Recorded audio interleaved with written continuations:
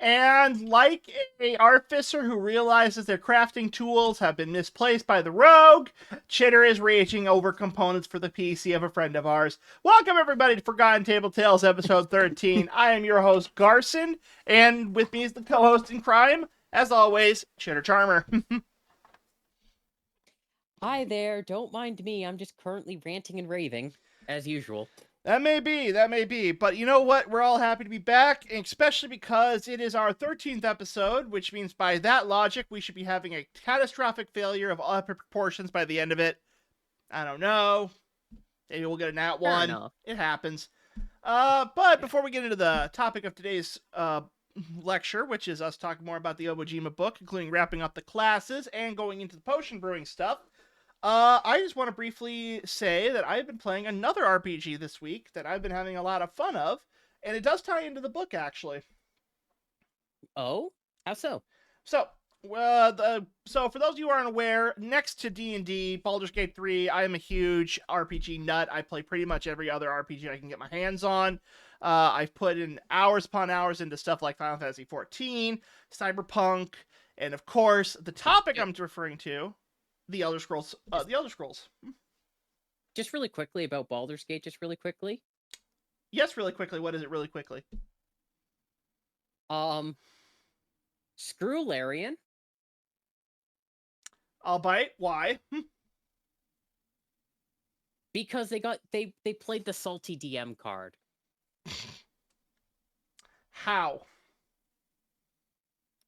So, a friend of mine actually found this out. So, apparently, you can no longer use Thunderwave to knock enemies off a ledge now. Yeah, you know what? We were playing that this morning and we realized that actually, but our friend Pudgy's playing a giant barbarian, so we just Spartan kicked him off the edge, and we found that it had the same effect.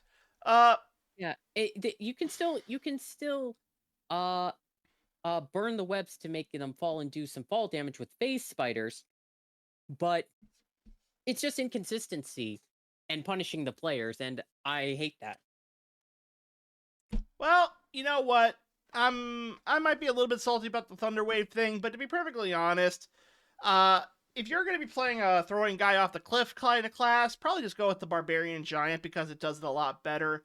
Plus, you can throw any weapon and it will come back to you at level 6, which is just a fantastic ability. I know I usually like to play the more low to the ground, but let's get back to the topic. So sorry about that. I just had to make a side tangent because it made me upset. But no, so to basically briefly go over what I'm talking about, I've been playing a lot of the Elder Scrolls Oblivion last night, and while I was playing it, I was primarily talking about like the potion brewing because I like to make classes that like are utilitarian. I like to play marksman that use poison, subterfuge, sneak, all of that stuff. I can't say that I've ever played an Elder Scrolls game. We're gonna fix that later, but basically, Oblivion Remastered is really good, and I was playing it.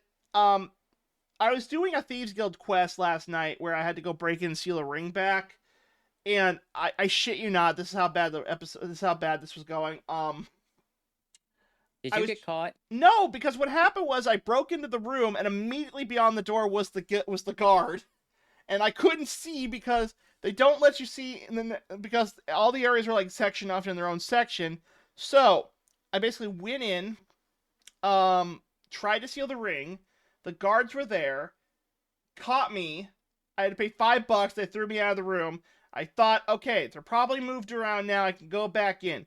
Went back in. You got caught again. Yeah, got immediately. That guy did not move past the door for like fucking I waited. I went to a new zone. I went to a small sub dungeon to find anything that would allow me to get this damn ring. But it didn't take. But nothing worked. I was at it for like 3 hours. By the time I was done, I had a massive tension headache, and I was just like, "This is just not worth it." So what I did was I found the ingredients to make invisibility potions, and that took a lot of work because each ingredient in the game has about 4 potential things that it could do, depending on what your potion mixing is. And to make a potion, you just have to combine 2 or more items that have the same ability. And that brings us into the next topic of what I wanted to mention, that because of Iwo Jima, is because that's actually how because the potion system in the game feels like a very fleshed out system for potion making. But we will be getting into that in a little bit. I know it was a brief tangent. I just want to set it up because when we get into the potion making section of this video, I want to just talk about that for a little bit. Now, before we get to that, though, we got 2 more subclasses to look at in the book. We're going to dive right into it by looking at the Warlocks, and this is the Lantern Warlock. So, I'll be All right, 100%. let me just scroll down really quickly to get You weren't there. prepared? It my browser decided to not give me it right away, so back off. Yeah, no, it's a Now, problem. I will say this, Mm-hmm. and this is actually something that I did want to bring up with you earlier. But it never felt quite right with the Ranger. And it's kind of been the contrasting theme that we've had with Obojima between you and me. And kind of how we see storytelling in general between each other. And both of them are great. It's just something that I notice where a lot of times with storytelling, how do I say this? Just say it at this point. I think we've been friends for what, like 4 A years? few years. Yeah. You So, generally tend to take a more optimistic view with stories, while mm-hmm. I tend to take a more pessimistic view with stories. That's not necessarily wrong. I do notice that when it comes to like you making your characters, you typically do want to go with the more grimdark background, but you also put a lot of depth into that. For me personally, the reason why I go more of a pragmatic viewpoint for my stories is because I like to go with the idea of the Marvel method when it comes to storytelling. So, for those of you who aren't aware, the Marvel method is we write the stories out and then we build around it. But we add the depth in that build around section so that we have a thorough line, but we don't miss any emotional beats to tell our story. Yeah. And that's been the case for like a lot of the Marvel movies. Like for prime example, if you look at any Marvel movie, they all have different tones, but they all kind of follow the same formula in that it depends on which director you have. If you have the Russo brothers, they follow a good formula. Like with Winter Soldier, Captain America, Avengers, Endgame, they did a great job on that one. But if you watch like James Gunn with Guardians of the Galaxy, James typically doesn't really want to do he doesn't want to do really he wants to have character driven moments, but he wants it to be lighthearted because he wants the audience to like feel like they're having fun at the end of the movie. No shame in that. It's just different storytelling. Yeah. And something along the lines of what my characters are, there was this one movie that I remember seeing. It was a director's debut movie. It was only shown in one theater in Canada. I'm trying to remember what it was, but it was basically about this shopping mall for animals. And the thing is that the darker tone of it was that this shopping mall only catered to animals that had gone extinct, but they still lived on in this world where the humans served the animals instead of the other way around. And what made it really interesting is that it wasn't grimdark beyond the subtle undertones. The light and fluffy stories were like this valet helping this old man find a perfect gift for his daughter while using other animals like the peacock plumage to hide him away so that the daughter wasn't given the surprise too early, or a wolf trying to meet with their loved one but being incredibly nervous to propose to them despite the fact that they've been dating for years, and it goes off really well. And that's the thing I love about my storytelling, is that sure, you'll have a surface line that seems entirely disconnected. But then when you find the underlying stuff, the subtle hints, the stuff that could go on freaking game theory, because I love that show personally and probably how I grew up. Oh, it's not It's been the the same since Matt Pat left, not gonna lie. I'm gonna be entirely honest. I love it even more now. You did not like Matt Pat?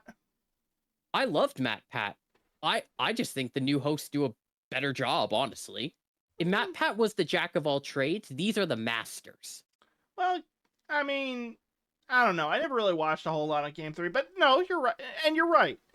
Like, And I, and I love how this has absolutely nothing to do with the character class, but it's a no good topic. It's a good topic. no, I'm going to bring it back to the character class in just a moment, but there's something else that you said to me that really hit me. It really resonated with me, and it made me think about it in a different way. We were talking about the Sunday D&D campaign, and I was getting really excited about the character that I was playing, Keza. And you said something to me that was really interesting. Is that to you, I didn't feel that relatable. I didn't take that as an insult. I was like, okay, from the way that you think of stories and the way you enjoy characters, Keza isn't a character that you can relate to very well. And then I started thinking about in terms of the devil story that we're doing, where I took inspiration and you were going like, oh, I'm starting to see some of these things.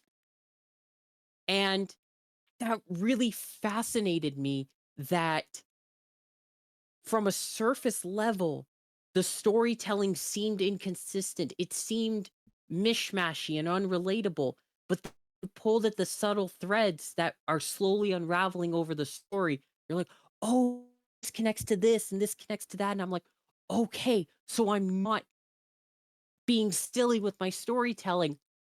It just needed to go a little further. And seeing that excitement in you when you got excited about not only of the devil, but the character that I'm making and seeing how the storytelling was so similar, that made me really happy because it was like, okay, someone who doesn't automatically get my kind of storytelling still enjoyed this character and still enjoys these character moments in a different way. And I'm not just telling a bad story. That honestly made me extremely happy. Well, I'm gonna add on to that a little bit so you can understand where I'm coming from. Cause you're right. You're hitting the nail. You're hitting the nail on the head with everything you're describing. But you're missing one key component. I want to clarify that for the discussion. Oh, And absolutely. okay, Again, so if I'm missing something or wrong, please clarify. I'm I was just about to. Anyway, you have to understand that this is something that I think a lot of writers don't typically think about when they're writing a story, but I think it's important to know this. You are writing for yourself at the end of the day. And a lot of the time, you're going to not have a massive audience at most unless you make a really generic story that a lot of people can relate to. And I know you're going to hate this, but I'm going to use an example of someone who's not really popular anymore, and that's and let's compare it to like this. It's like comparing Harry Potter to the Lord of the Rings in terms of story moments. The Lord of the Rings, while very detailed and very long, at the end of the day is a book about friendship. That's the gist of it. And it's about the bonds that we have through overcoming adversity and evil. You can add a lot more flavor to that, and there's a lot of moments that if you're just watching the movies and not reading the books, you're gonna miss. But I think we both can agree that that's basically what the main message of the book was: is that through community and friendship we overcome great evil. That's the message of the Lord of the Rings. For Harry That Potter, that yeah, for Harry Potter, having read the books, I can tell you this: I don't know what the fuck that book was trying to do at all, because it basically, like, for the first four books it felt like I knew where this plot was going, but the minute the fourth book hit, it went into a really dark turn from fourth onward, and I don't get where the writer was going with that. And I think that's the biggest problem, because I think okay, if you were to read the books now, knowing what you know, not, let's just not even mention the author. We don't want to. We're not controversy. We crack jokes about dice here. But the point is, the book's main goal was to tell a story about Harry. You were to relate to Harry. This was Harry's story. But if you don't really identify with Harry, you're not going to get the series, and you're not going to find an attachment to it. With the Lord of the Rings, I feel like even if you can't relate to Frodo, you might relate to Sam or Gimli or Legolas or Aragorn or Pippin or Merry or Gandalf or even some of the villains like Saruman or the Lady of White or even Tom Bombadil, even though for those of you who've never read the books, trust me, that guy doesn't make a lick of sense, but he's very funny. But that's my main takeaway when it comes to story writing. If you can't latch onto a character in the within 3 chapters, you may not have the main story figured out, but you have to at least find an emotional attachment to the character. And if you can't do that by chapter 3, the book's not going to attract you to read the rest of it, because you've already sunk like maybe an hour and a half into it, and if you don't like the guy, you're not going to want to keep reading. Harry's a very generic character at the end of the day. If you really think about Harry Potter, what defines Harry Potter as a character outside of that lightning bolt scar? I can't tell you one thing that Harry Potter has as a defining character outside of that scar at all. The funny thing is that you say the scar, and then you try to go, well, oh, there was that relationship with Professor Snape, and you go, nope, that's directed right back to the scar because it was the same incident. Mm-hmm. He only had one defining incident that defined him as a character within the first book. And so let's translate that to D&D. For you and Keza, I didn't latch on to Keza immediately because, as the DM, first of all, I'm not supposed to, because I can't play favorites in the characters. That's just, I can't get attached to you, or Illamare, or Cersei, Hydrangea or any of them. No, I can't get attached to them because a bad dice roll could easily kill them, and I can't, like, play favorites where one lives and the other dies. That would be unfair to you guys as players, and that cheapens the story. Like, we've been lucky so far in the fact that as a DM, I haven't had a moment where where any of the characters have faced certain death. But that doesn't mean. Okay, well, let me rephrase that. Except for that one time, Crawltrox jumped into a frozen river and almost froze to death. You keep doing that, but clearly I don't know what you're referring to. Self-sacrifice. Yeah, but did you die from it? No, I didn't die from it. Then you didn't. Then you get my point. It's a situation where, as a DM, I am trying to desperately not play favorites because I don't want to have a situation where a character that I may like dies, for one, and two, I don't want to have the option of running into a situation where I have story beats built around characters I like, because again, a critical hit could kill a character pretty easily. Now, maybe not around your guys' level, but bad luck will always play a part in it. Like, you don't know if a trap is going to set off and you get like 2d20s of fire damage directly to your face, and you get like 40 points of it. It can happen. By the way, by the way, I want to get back to the topic of the book, but my point is, I didn't get Keza, and then I played another game that had a Keza-like character in Morgan, but I liked Morgan because Morgan's interesting, because when we first started playing Out the Devil, I honestly thought Morgan was just going to be more Keza, but then that twist happens, and the minute that twist happens, I go, okay, now I kind of see where this is going, but I know something about. By the way, this twist happens in like the prologue, which you should download for free. Download the game; it's free. You can play the prologue for free. It's like a good 4 hours. Not bad. Really recommend it. And you can get episode 1 for $10 if you like it. Point is, that twist happens. Now I'm invested in Keza because now there's a unique element to Keza that I can relate to, but it also makes everything going forward more interesting because it's something I know that other characters don't, and it plays into a lot of their mentality. Like, for example, in the first scene where Morgan's buying a gun in the first episode, I was like, really, again? Because that was made the twist even better. And when you apply that knowledge to, like, okay, so maybe I need to see some more subtle things from Keza. I don't have that moment just yet, but when it clicks, then I'm going to be more emotionally attached to it. Now, speaking of emotionally attached, let's move on to the lantern portion of the Warlock, shall we? Yeah. There was this whole point that I wanted to get to about this character, and it's specifically about the lantern. Because what all that big talk was getting around to is the fact that we see stories in different ways and we attach to different things. The Lantern, I could see us building this exact same character and having two completely different character arcs for it because of the way we play our characters differently. We could take the exact same character, Hmm. exact same spells, exact same everything, and this character would turn out two completely different ways by the way that we love characters and the stories that we tell. You may have a good point there because when I see this character, I'm thinking of just based on the artwork, I'm thinking of wizened guide that's, leading you somewhere that could potentially be an adventure. Like this feels like a Yoda character to me, like a mentor or a wise figure who's been around for some time.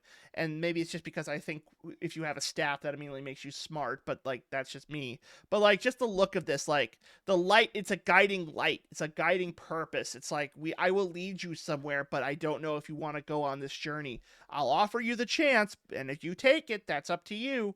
But I'm not going. But at the end of the day, it's up to you to make that decision. Now that could be my take on it. I don't know what your take And is, but I want to hear what it and is.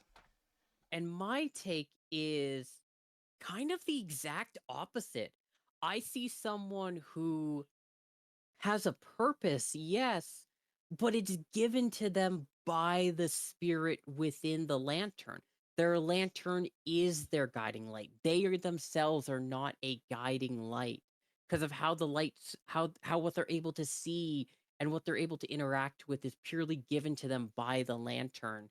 And I see someone who has been through something very despairing, and the lantern gave a sense of hope to latch on to, and are now going on this long journey, potentially with other people, yes, to find that lost thing or recover that lost thing or even save someone from the corruption.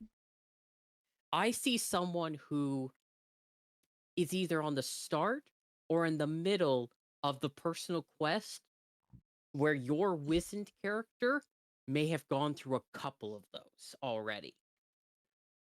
So let's dive into that so we can better explain our position on this. So, first thing that I see when I look at this is automatically the additional spells that you get for playing this subclass.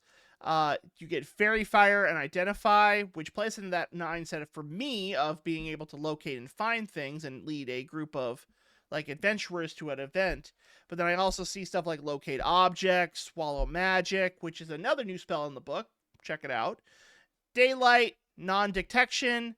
Uh, I think non-detection is pretty self-explanatory. It basically just makes it so people can't find you. Daylight's a bit of an odd one because I mean, obviously from a lantern, the daylight's going to spread the light around. It makes sense, but you don't really It's a see very that. Yeah. it's a very thematic spell. It's not one that you would typically associate with a warlock class or even any class really, because it's a very niche utilitarian spell. Well, I would see this like for a paladin or a druid more than a warlock because warlocks are like based on eldritch horrors, dark fiends, the abyss.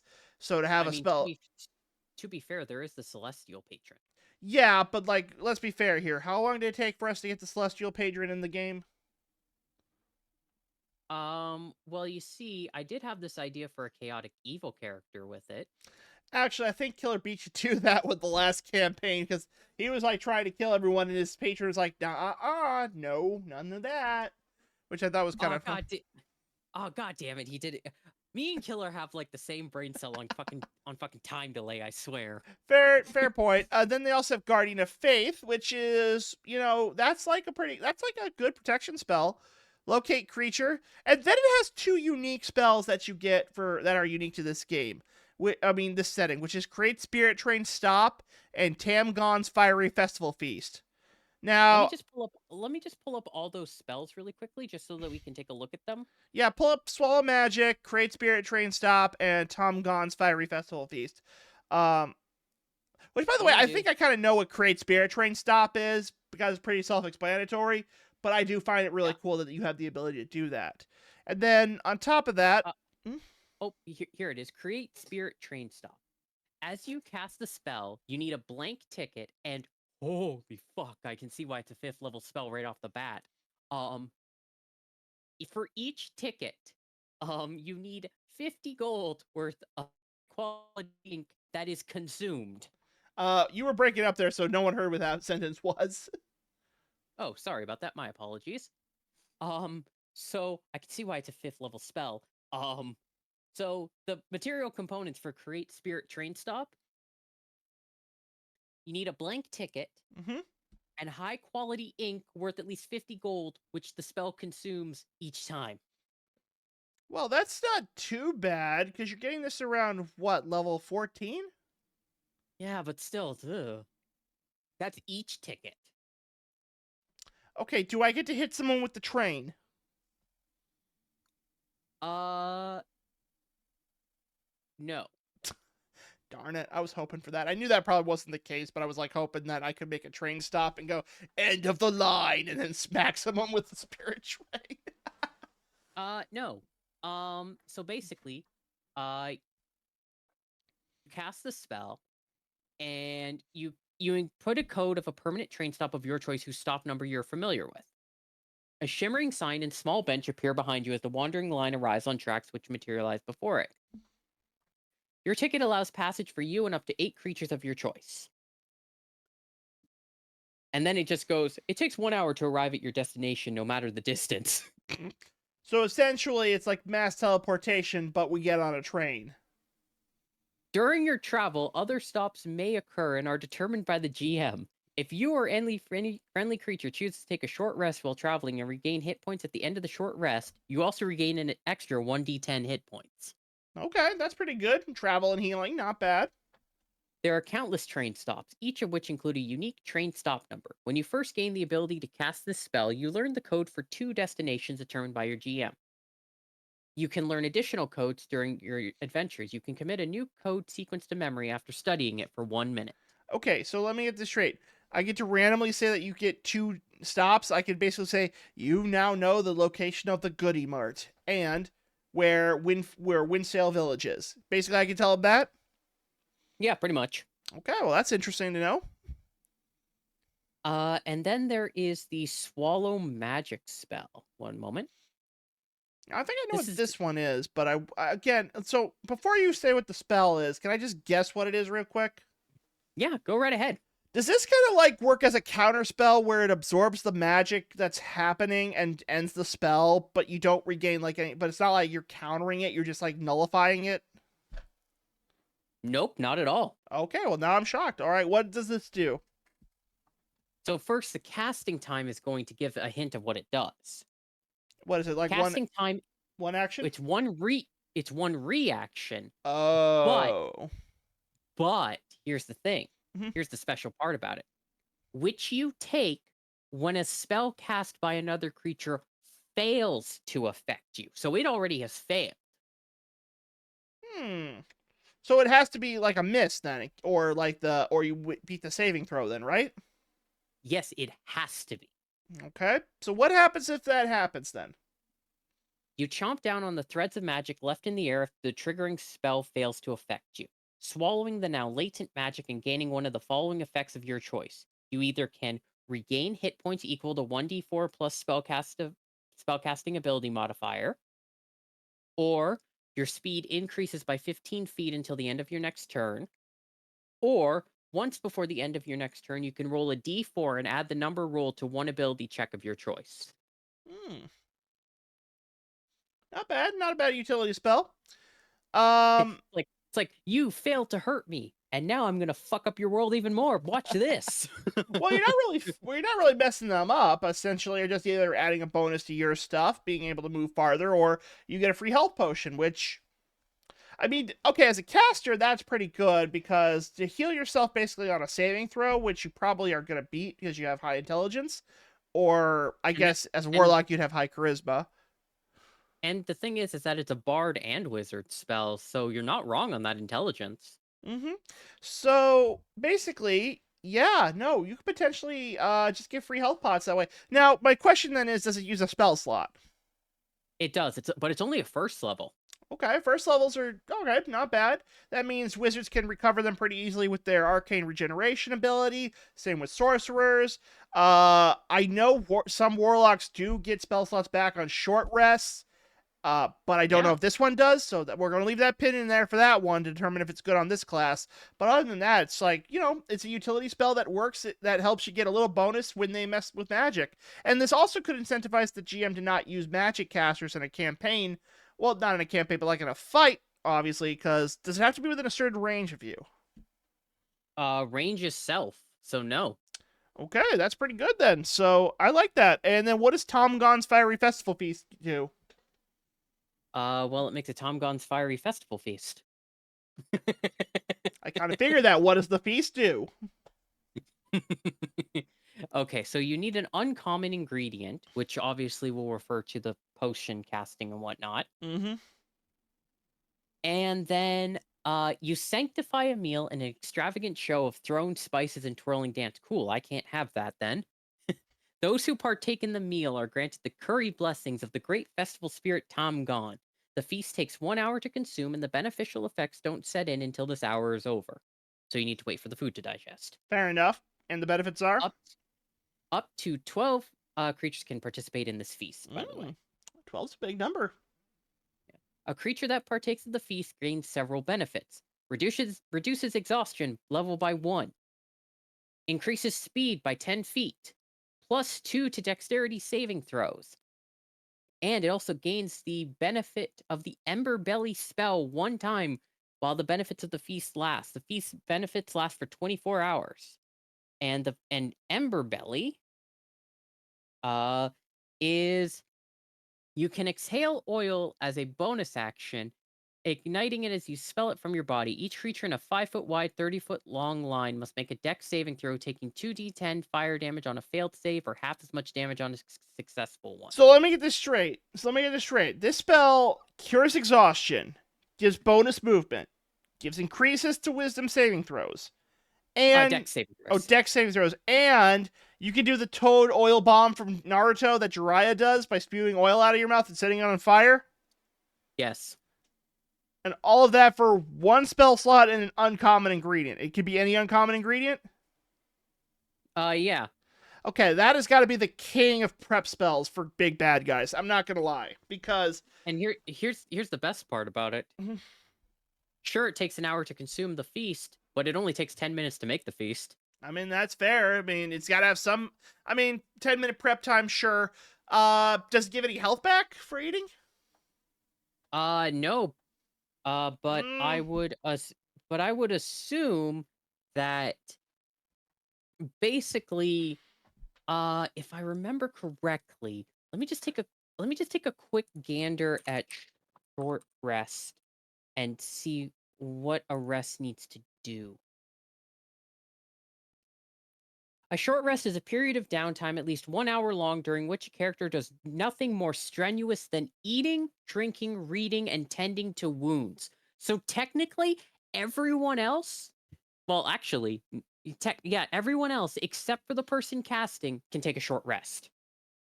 I would say this. I would flavor it with one additional benefit, just one. And that is Oh, while you okay, so it's a very small one, but I think it's going to make the spell a lot better in my opinion. Um, mm-hmm. while indulging in the feast, everyone who is everyone who's eating up to 12 people can get 1d10 of HP back. Just 1d10. It could be 1, it could be 2, maybe it'd be 10. But it's a small extra bonus. Now, the reason I'm saying that is because I feel like if you are going to go through all of that, even if it's just a small all the other bonuses are fantastic, don't get me wrong, but just to have something to justify that hour of downtime, even as a short rest, would be really good. Um and maybe you're in a spot where you can't do a short rest, but I think but like just an extra, like maybe a health potion of potential healing would be nice. Yeah, And I don't think the I will warlock say, should get it, but like every other one should. yeah, as a spell alone, bards, clerics, and wizards get it, but having the warlock be able to pull that out because of like their lantern and their being guided is very interesting. because that's both both of the fifth level spells actually are perfect for this class because if you take a look, the spells kind of tell a story, if you will. Mm-hmm. The first level spells, uh, the first spells are Fairy Fire and Identify, which is very much the case of someone in the start of their journey trying to find their way. Then there's Locate Object and Swallow Magic. They're finding things, maybe getting into a few struggles that they need to work their way out of.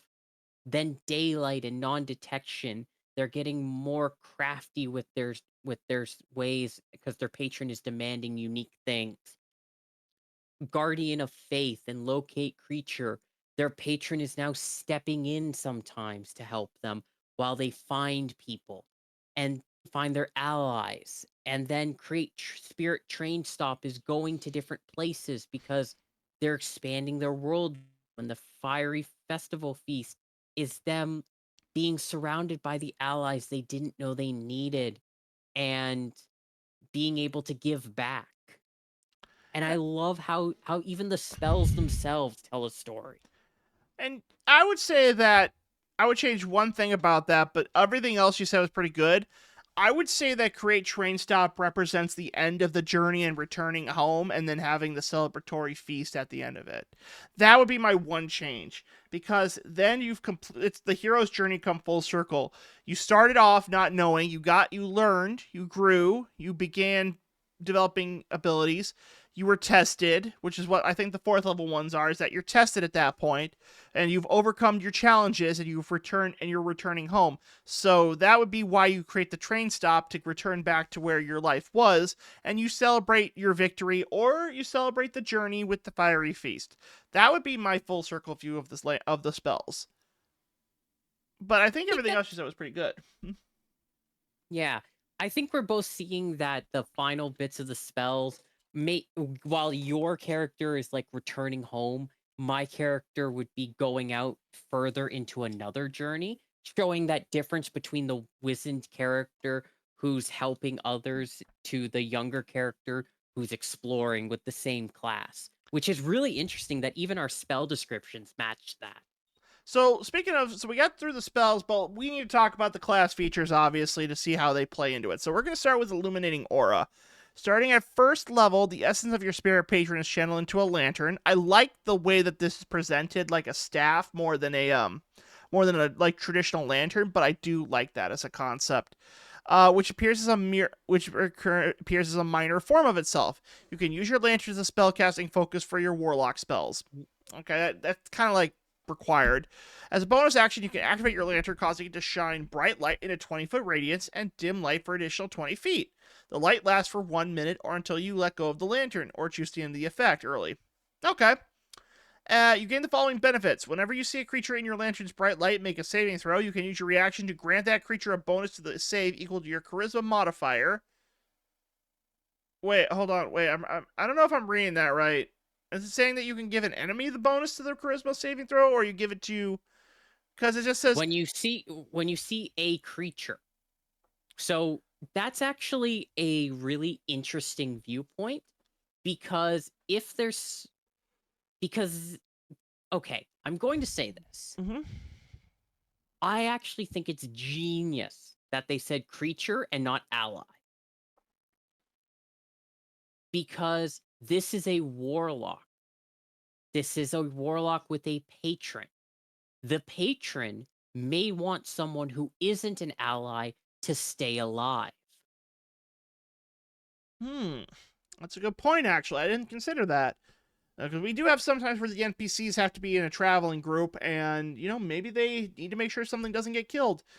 So that actually makes a lot of sense now that I think about it. And then in the reverse of that, if the patron doesn't want something alive, when a hostile creature within your lantern's dim light fails a saving throw, it takes radiant damage equal to half your warlock level rounded up. So at most, that'll do about 10 damage. Yeah. Now, which is not bad for a reaction because it's not like you're actually using anything to use that ability. You just can't do it again until you finish your No, short no, rest. no.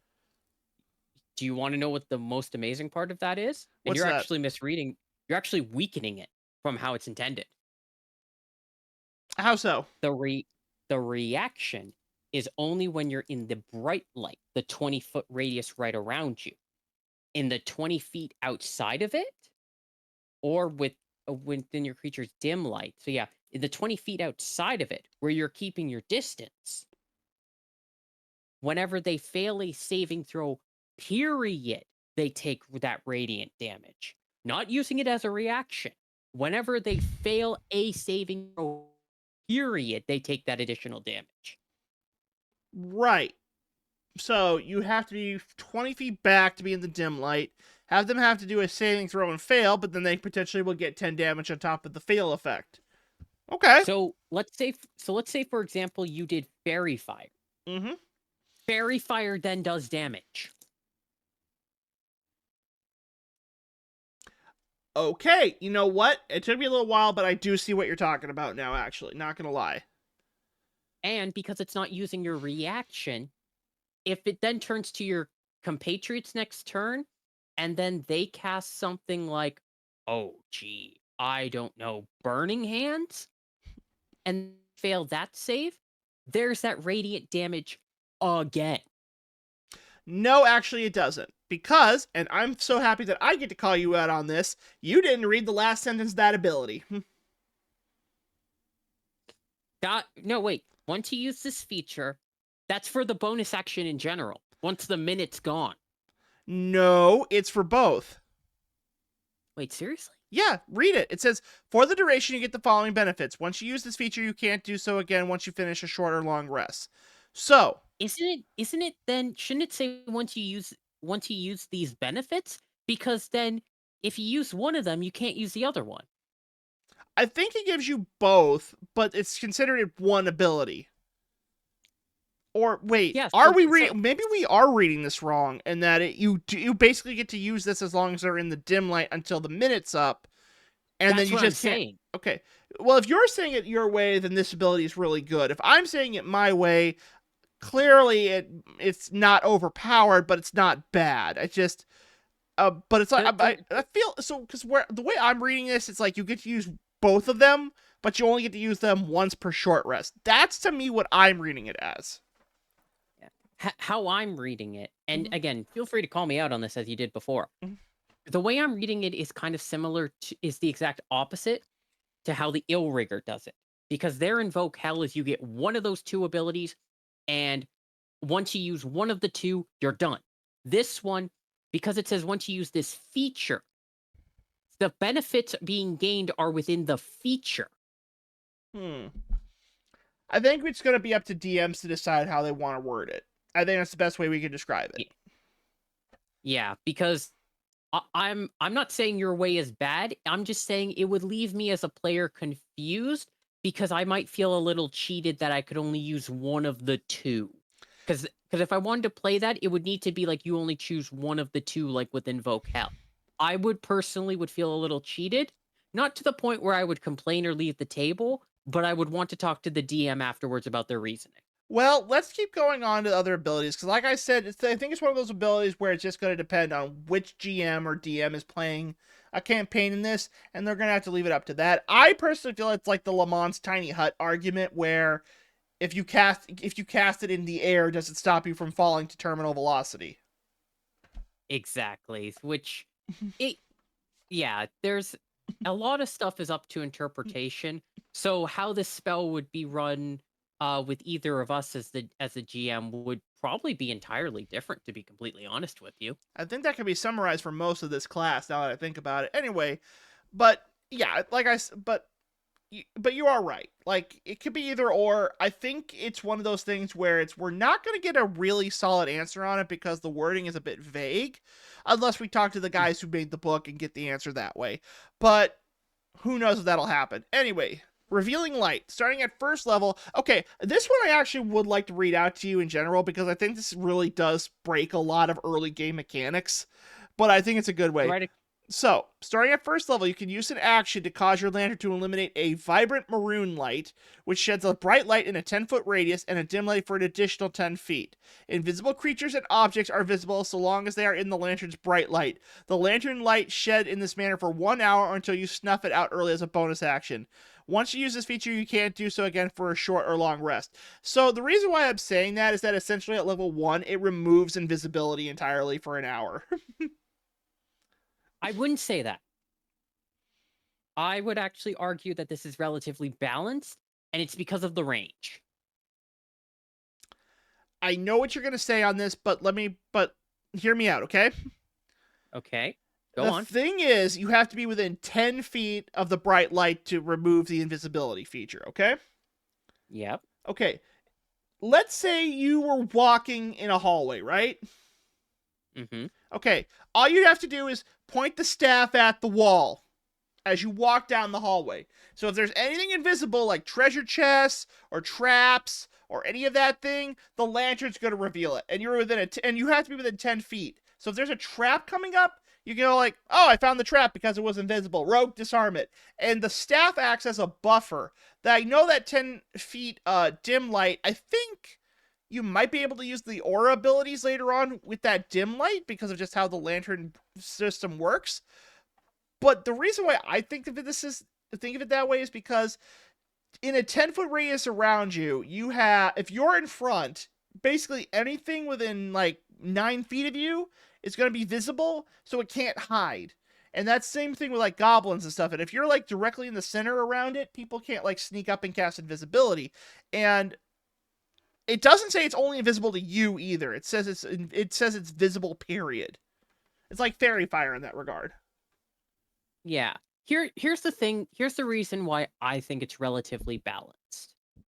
Is sure, you can pull things out of invisibility. Good for you. Now, what are you pulling out of invisibility? A DM, once they read that first effect, you'll get them once with this. Once.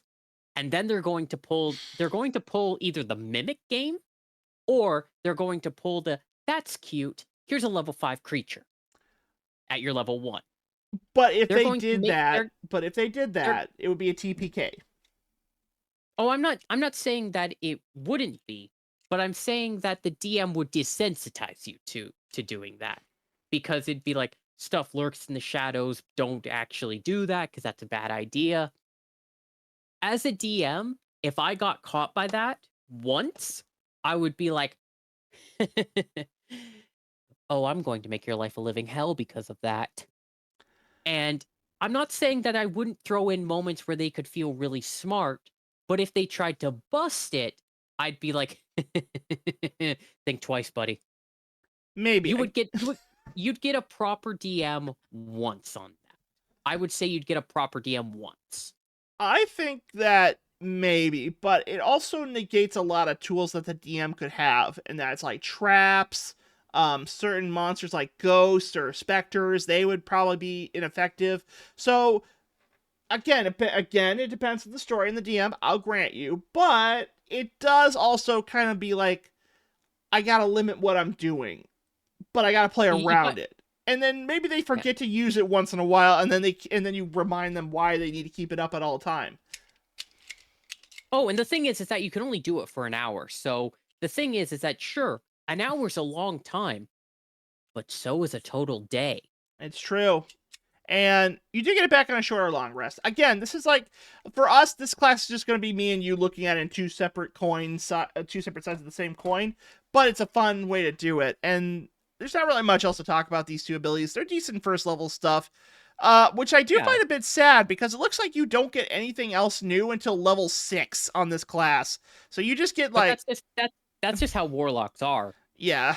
And I understand why they didn't put any new like invocations or pacts, because that can be really tricky to run if you're going like, here's a new pact you can play with too. Well, they gave all of that to the rogue and his candles, but we went into enough of that last week when we were talking about that. You were going ham with that, and I love it. I love it. Okay, we're not getting into the candles again. We'll get into the candles afterwards because we still got potions and wizards to talk about. So Okay. Yeah. Dangerous tool. That's what she said. Anyway, starting at the 6th level, your illuminating aura no longer ends if you let go of your lantern. While you aren't holding your lantern, you can magically take control of it for 1 minute, no action required, using it as if it were a spiritual weapon. Cast at 2nd level. Wow, okay, that's so. For those of you who don't know what spiritual weapon is, long story short, it summons a ghostly version of a weapon that acts like as a pseudo additional party member. It doesn't usually have a whole lot of abilities, but if you played Baldur's Gate, you get stuff like axes, tridents, swords. So there's a lot of variety in it because the weapons do get different abilities. I think this would be like a great mace or like a two-handed mace. Your lantern can just act as your spellcasting focus while you're using this feature, even though you no longer are holding the lantern. Okay? The level at which your spiritual weapon is cast increases when you reach certain levels in this class, increasing a level to a 4th level spell at 10 and a 6th level spell at 15. Once you take control of your lantern in this way, you can't do so again until you finish a long rest, unless you expend a Warlock spell slot to take control of it again. And I think that means that, yes, you do get spell slots back in this class at short rest, because that's what Warlock spell slots do. Yeah. So, So, okay, so free spiritual weapon.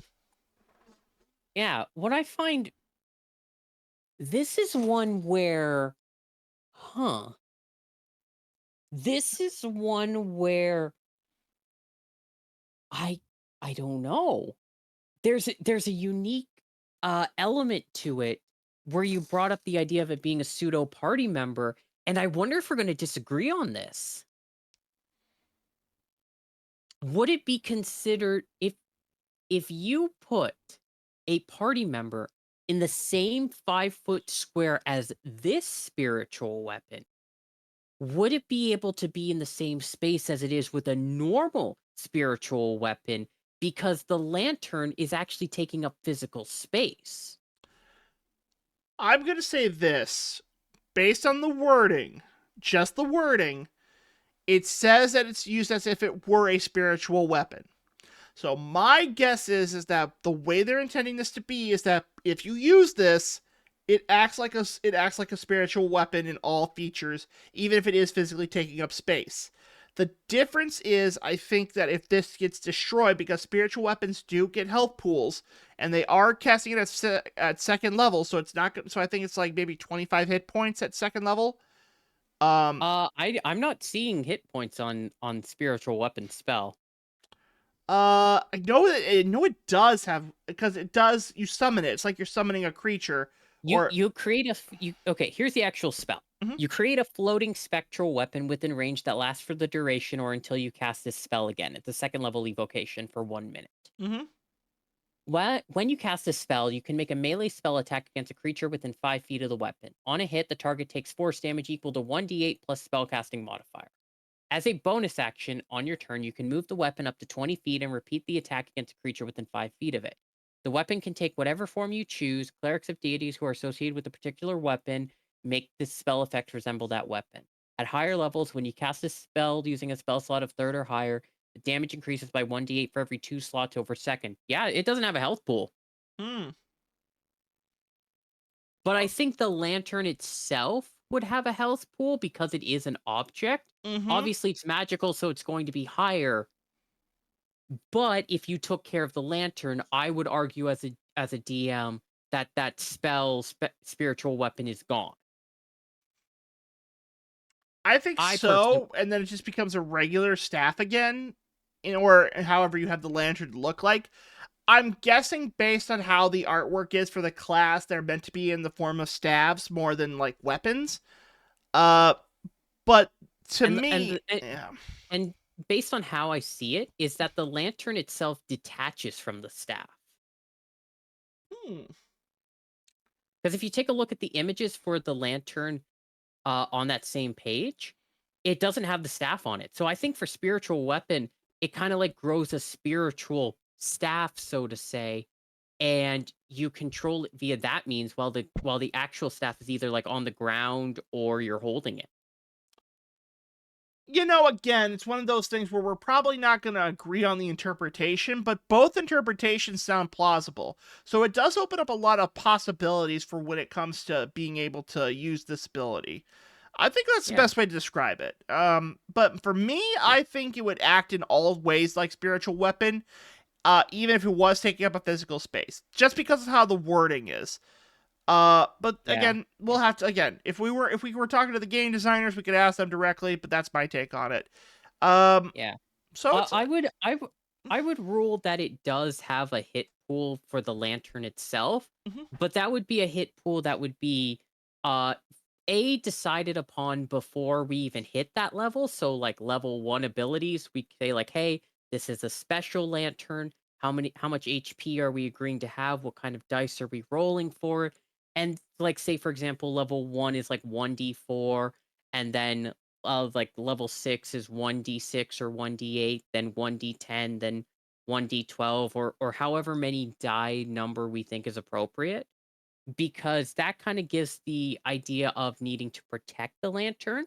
Mm-hmm. And I know it doesn't say this right off the bat, but I would say that if the lantern got broken, I would say that you would probably have to dedicate a short rest, like an hour at least, to restoring the lantern so that you don't get the benefits of that short rest. You gain like your spell slots and whatnot, but you don't gain like the HP because you spent the time fixing your lantern. Well, and remember, without the lantern, you can't cast any magic because that was your focus. So if you do lose Yeah, that, you also are at a severe disadvantage. I think that's a good way to interpret it. It's like it's a good middle ground for what this ability could be.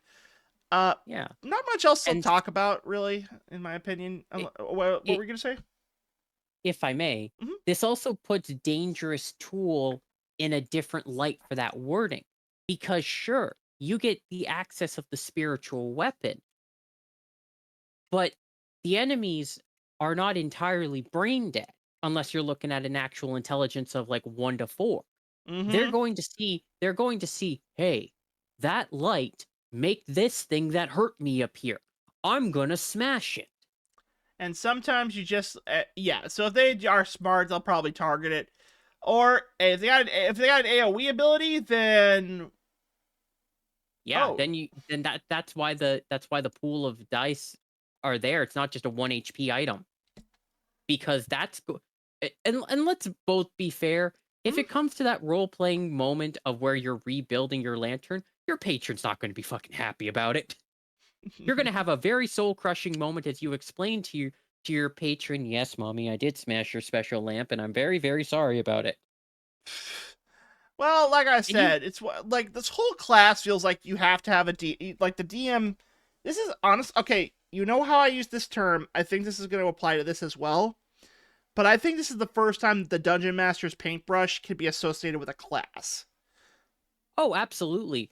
I associate Warlock specifically with that because even when you choose a patron that is like a specific type, like the Celestial we mentioned earlier, Mhm. or the Fiend, there's so much interwoven politics and different kinds of fiends and celestials, for example.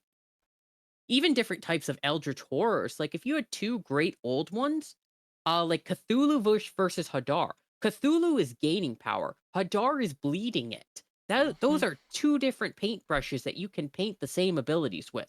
Warlocks are genuinely the class that I feel that the DM has to participate the most with. You can't just have a player make that class on their own. That is 100% a great take on it. I think that's a fantastic take on warlocks. Like if you're the kind of DM that is just like go ahead, players make your character, Mhm. and one of them says a warlock, that's your red flag cue to snap to attention and work with that player. Don't get attached to that character, like you said, but be ready to be committed to being part of their story and not just like a lackadaisical overseeing god.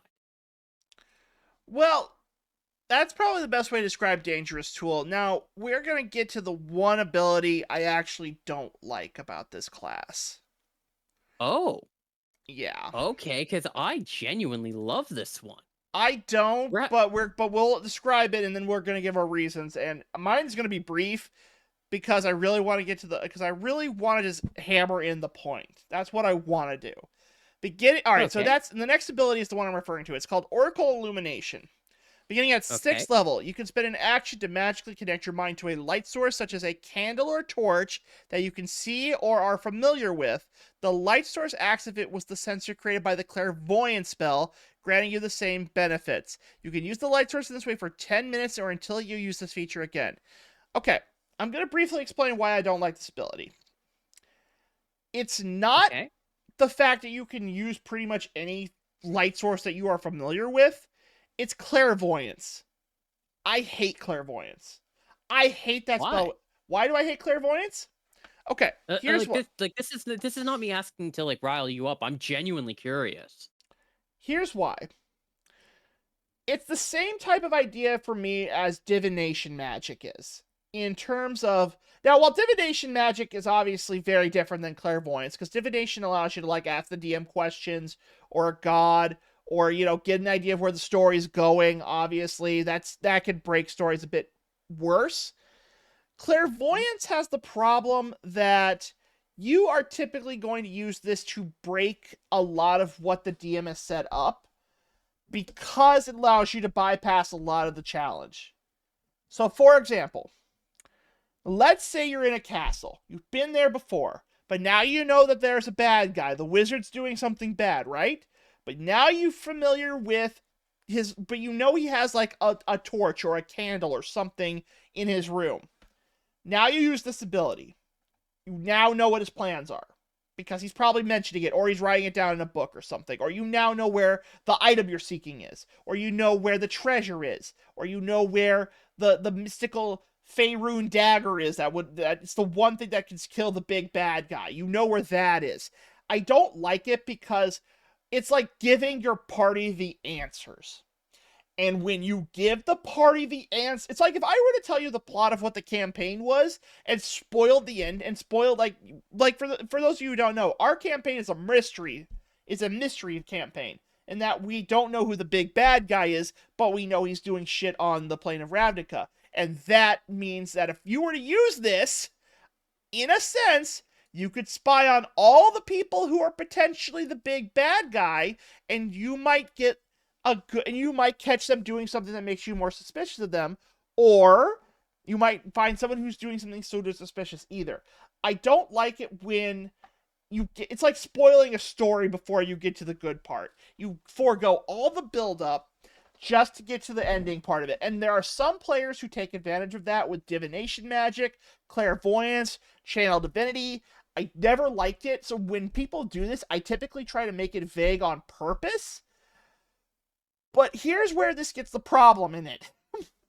It goes back to how you use the magic. Because all you have to do to get the benefits of this spell is to know that is be familiar with a light source. That's it. And they are everywhere. If you can see, like, obviously if you're like, I know that I put, like, for example, as the wax rogue. Okay, here's a scenario, and I just want to paint this for you, okay? Okay. The waxwork rogue makes a candle, right? Yeah.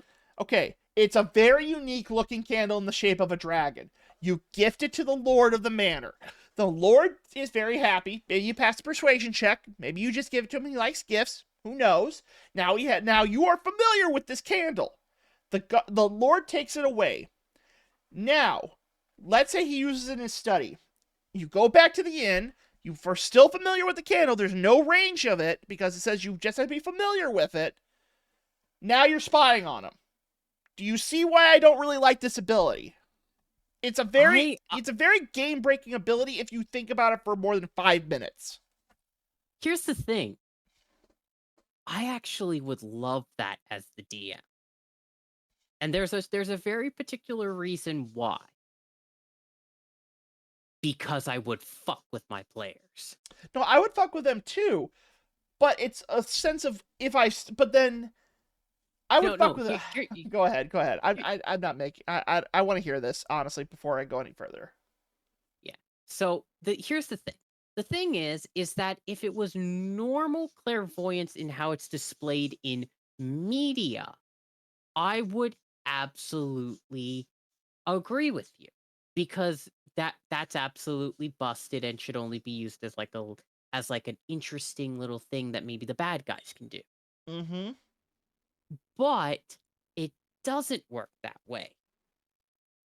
It actually doesn't. It can't work in that way. Because when you cast the spell, you choose seeing or hearing. So if you're looking, you cannot hear. And if you're hearing, you cannot see. So, with that being the case, as a DM to play it in properly, because sure, if I wanted to, I could have them seeing the big bad guy writing it down. But in actuality, that's just me being a lazy DM and not playing to the character's strength. What I would do as a DM, and this would be fascinating, is I would have him just finish writing something down, and then he calls someone in who the party either doesn't know or isn't really familiar with, and then that leads them down a path of who's that person? What did he take? How does this relate? And it's using that clairvoyance. Sure, you got a lead, but what exactly did you learn that you didn't know already? And how much of it are you going to have to act on? I love clairvoyance as a DM, and I love this ability because sure, you could give that way of giving the candle. Absolutely. Absolutely, you could be 100% familiar with that candle. And then you choose, well, I know the DM it would do something like this. They would want me to pick the obvious one, so I'm going to go with hearing or I'm going to go with seeing. Either way, if it's hearing with that candle, then I would have them just leave the room. Generally speaking, clairvoyance is a spell that can break a thing if you're expecting it. However, if the DM knows you have clairvoyance, can play that spell to a story strength. It's very much a case, again, where I feel like the DM has to be active and working with the player. Because clairvoyance thrown willy nilly absolutely can break a campaign if they're not ready for it. But if they are ready for it, personally, I've seen it used this way before too. It made the story so much more interesting because sure, we could pull up a cheat code whenever we wanted to, but it was never going to quite be perfect. We were never going to get the answers on the exam sheet, so to say. It was when we got stuck and the DM threw us a little crumb for us to follow in the direction that they wanted us to go. And I've seen it used to that effect on multiple campaigns wonderfully. Well, again, we're gonna have to agree to disagree on this. I'm not saying that what you're saying is wrong. I'm just saying that we're both taking different takes on it. But you do got a good Yeah, point, and I do see your perspective on it. So I'll give you that much in terms of maybe there's a little it, bit of a it better idea of what's going on there. yeah. Like I'm not going to sit here and say that clairvoyance is an absolutely god tier kind of spell that any player can just throw in randomly. No, Mhm. of course not. It requires the DM to be ready for it. And that requires the DM to know about it in advance, which unless you're a lazy DM, you're Mhm. going I again I say lazy DM, but like the kind of DM that like doesn't pay that much attention to characters and whatnot, and doesn't pay attention to level ups and what spells the players get and what new abilities and they aren't prepared for them. You know that kind of DM. I do. I've had them It before. But with even just a little bit of like, oh, this person has clairvoyance, they might do this. Just having that little bit extra and being like, okay, if they do this here, and I'm gonna do this. If they need a crumb here, I'm gonna do this. It's basically I see clairvoyance as the we're out of leads, please help us spell. Which every party should have at least one ability where it's the please give us something, we don't know what we're doing and we spent 3 hours not knowing what we're doing. all right, all right. I guess that's a fair way to look at it too. Let's move on to the last two abilities on the Warlock, and then we're gonna go over the Wizards, even though I don't want to, because I'm really don't like Wizards. You know this. I'm not hiding it. I've said it multiple times.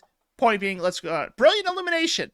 Starting at 10th level, while your lantern's illuminating aura is active, you can use an action to cause the light to flare. So basically, solar flare from Dragon Ball Z. Each creature other than you illuminated by either your lantern's bright light or dim light, your choice.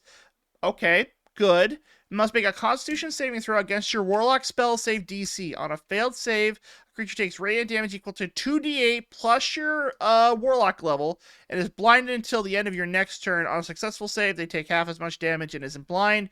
You can't use this feature again unless you finish a short or long rest. I like the fact that they're consistently using the fact that you get short rest bonuses on all these abilities, and it does make it a lot neat. And so I do like that. Now, this is a pretty simple damage dealing ability, but it does give one of the best status effects in the game, and that's blind.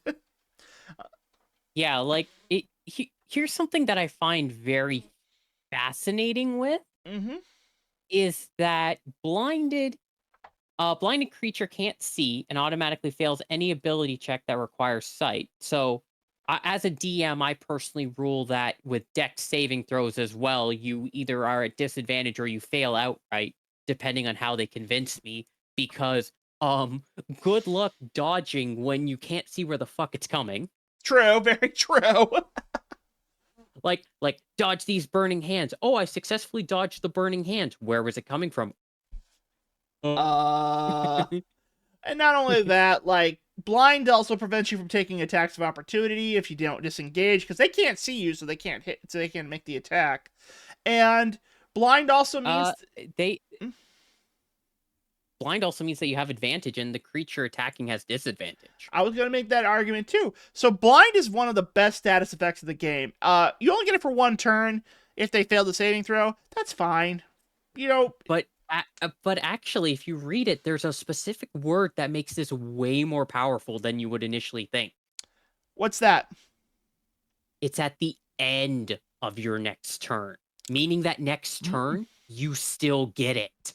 Well, you get it, but everyone else gets until the end of your next turn. So that means that the rogue. Well, no, because like when I say like you only get one turn of this, I'm talking in terms of the party. You getting two turns of it is fine, because the thing is, you technically don't get until your turn. You do get it to you get one turn too, because you had to use your action to use this ability. So you don't have another action, so you can't use another spell. You can't make a melee attack. You got a bonus action, and it all depends on the spell that you're casting it with, because I can think of a few combos that would be hellishly fucking awesome with this. Well, you're not really casting it with spell. It's basically it's when your illuminating aura is active, you can use your action to cause the light to flare with an overwhelming brilliant flash. Each creature other than you illuminated by either your. So the other thing is you have to determine like if it's going to also affect your party too. That's the other thing, because each creature, yep. And the thing is that I'm just gonna come out and say this. Mhm. I typically, and Garson, feel free to hate me with this. Okay. Like if you see this coming, you know what's down the pipe. I typically tend to run warlocks with sorcerer built in. I typically see them as knew it. I fucking knew it. Because I'm like, you abuse the meta magic, don't you? I use the meta magic for spell slots mainly. Oh my god! You stab a knife in my chest. Why don't you to use precious meta magic that way? And I also use it for the two meta magic options that I take are generally twinned and quickened. Well, those are good ones. Those are very good ones. So basically, what I was thinking with this one is, I use the action to blind, say cheese, and then I use my meta magic to cast another action spell. Well, how about this then? Use your action to blind, quicken spell, scorching ray at upcast until level 4, 5 bolts of fire, hit them all with advantage. Yeah, that's ridiculous. But yeah, so Garson, I'm just gonna come out and say this. Hmm. In campaign 3 or anything, if you see me saying I'm gonna do a warlock, you know exactly what's coming down the pipe. Uh, and so you would basically say praise be to the meta magic then. Yeah, I am that, but also I do love sorcerers. Just here's the thing, and this is the thing about warlocks as well, is that warlocks are typically more the squishier class because Constitution is not something that you think of. Well, yeah, but they also are the most reliant of the magic casters because they do get a lot of temporary hit points with like Armor of Agadar, and then also depending on like how they build their Eldritch Blast out loadout, they could potentially get some healing back that way. Hunger of Hadir, we have talked about in the past on our channel, that also gives temporary hit points too. So Yeah, while yeah they yeah, may like be squishy, they do typically get a lot of temporary hit points bonuses as well. I'm not saying this is a bad thing, mind you. I just find it very fascinating that the class that you typically pair this up with is the class that is the most buff D6 out of everyone. Mm-hmm. Because sorcerer's second stat along with charisma is surprisingly constitution, and not a lot of people remember that. Yeah, because a lot of the time, charisma is going to be their spell focusing ability, and they typically don't need intellect or wisdom. Honestly, I don't really know any class that needs wisdom. So, folks, if you're watching this video, put in the comment section a class that actually uses wisdom as its main stat, because I would love to know at least one class that uses that ability, that uses that stat as its main focus. Um, Garson, mhm. I use it all the time. As a monk, It's monk. yeah, Yeah, okay, but what do you use it for? I use it for my strikes. Wouldn't you use like Dex for that one or Strength? No. Dex, you can replace it with wisdom, especially for the arms of the astral self. That's a wisdom. Okay, well I'm gonna have to look into that. Anyway, just moving on because Brilliant Illumination is pretty basic. It's a free damage spell. I kind of consider it like a free fireball, although weakened because you're using your. It's like a free solar flare fireball because it's an AOE ability that can hit everyone, including your allies. Uh, but 2d8 Yeah, plus 10, that's pretty good damage for a for a free ability. yeah, you can blind people just freely, which Mhm. I think is like, hey, if you get the chance to blind someone, go ham with it, buddy. And now we get to the capstone ability at level 14.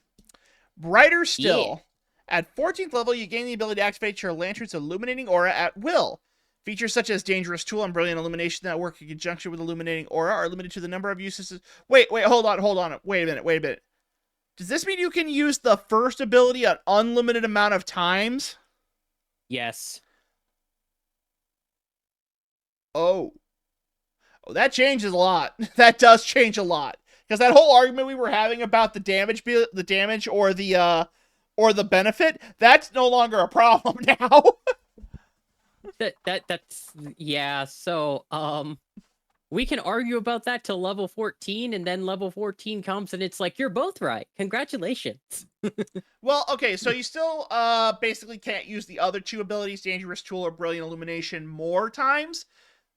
That's probably good because I think if you could use Brilliant Illumination at will as a cantrip, Say that would be too broken. say cheese, everybody, ever. No. I can just imagine like like you guys are like putting the staff out front, and you just go lightning bolt, no, illumination, and then that would break it. There's no way that you could do that. So, but don't be, but like still, the aura still gives the charisma modifier and the damage dealing, and at 14th level, that's like 7 damage at will, which is a lot better now that I read it. Uh, Yeah. and then on top of that, additionally, while holding your lantern, you can use your action to cause it to illuminate with a pale blue light, revealing a glowing arcane path to locate you're familiar with. So basically, free find the path. All right. This is why I say the spells list Hmm? is more for the the going out on the journey for the create train stop, Mm-hmm. because if you're just finding your way home, that's what find the path is for. Find the path is for when you're ready to go home in your story arc. Or it could be where you want to continue down the journey path because you had the option to go home, but you're like, I'm not done yet. Again, we're looking at it as the same thing, but it's two sides of the same coin. And both Yeah, can be... Yeah, and both we are could correct. literally rock up with the exact same class, exact same stats, exact same everything, Mm-hmm. and our stories would be entirely different. Oh, I'm going to pitch an idea to you. We should do that for campaign 3. You and I both rock up with this class, like two siblings. You're the pessimistic sister. I'm the overexciting brother, and we both are using like the same abilities, but we're using it in different ways. Like you're using you would use the damage ability. I would use the buff. You would use the support spells. I would use the support spells. You do the damage spells, and we would have the same patron. Actually, it's kind of fascinating that you say that. And this is slightly going back to Sunday's campaign, but it's genuinely because you brought up something that's very interesting. And it's actually the general idea behind my character at all. Remember? No! My character's well, we're going to talk later after this. Well, I think I know. And that's like but that's also, I don't want to say it because then this is going to go on YouTube later on. Yeah, this is going to... Yeah, and the last thing I want is for one of our members to watch and be like, wait, that's what's going on with Kiss's character? That kind of ruins the point. Yeah, but you see, but without spoiling it, you see where I'm going with that, right? This could have been if we had come across this before, I'm going to genuinely say this. If we had come across this character before I had made the idea, and also before I had done 3 separate Warlock ideas of this exact same idea, I would have suggested this subclass to be that. Because this takes the idea that we're doing and kind of makes it both a little bit more obvious, but also kind of gives it a different meaning, if that makes sense. Plus, I know you would have lunged at the opportunity to put some Obojima into this campaign. I would. So that's the Warlock class. It does a lot, basically revolving around what the lantern is, but I gotta admit, it does it in a unique way, and it's pretty good class. I would rate this a solid 8 out of 10 flumps. I'd go a little higher and say 8.5. Just because of the variety of story that you can tell with it. There is a lot of story. There is a lot. I only rated 8 out of 10. Just full disclosure, it has nothing to do with the illumination ability, although that did knock it down a little bit. But I only rate it that way because it's, for me, the story is great and there's a lot of it, but the gameplay-wise, it's a little... not terrible, but just a little lackluster in some regards. Mainly just feels like none of the abilities really scream like amazing. You need a good background and other spells to balance it. This is like a really great entree, but you need the side dishes to make it perfect. Exactly. And that's going to be left up to the player, not the DM. So we would have to see what they where they go with that. But still a great class. I think it's good. Well, there's nothing else to talk about. We can just go ahead and keep on going down. Nope, don't need to. Don't make me do this. Please, for the love of God. Carson.